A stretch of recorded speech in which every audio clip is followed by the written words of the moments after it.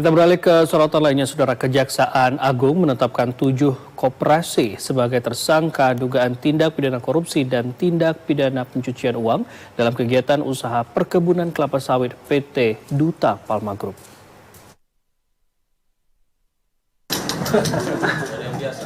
Kejaksaan Agung menetapkan 7 korporasi sebagai tersangka dugaan tindak pidana korupsi dan tindak pidana pencucian uang dalam kegiatan usaha perkebunan kelapa sawit PT Duta Palma Group di Kabupaten Indragiri Hulu, Provinsi Riau.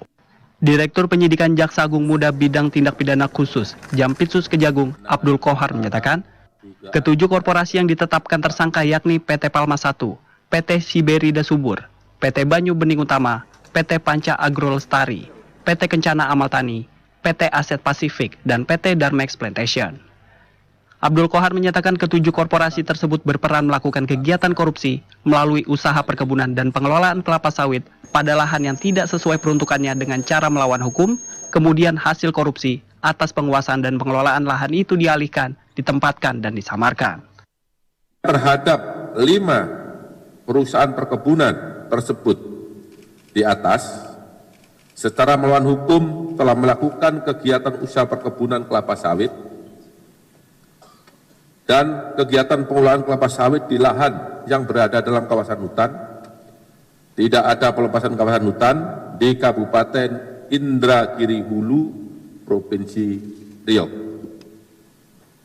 Kemudian, hasil kejahatan dari tindak pidana korupsi atas penguasaan dan pengelolaan lahan tersebut dialihkan dan ditempatkan pada PT Darmex Plantation, yaitu holding perkebunan dari 5 perusahaan di atas, yang kemudian oleh PT Darmex Plantation, uang tersebut dialihkan dan disamarkan pada rekening Yayasan Darmex.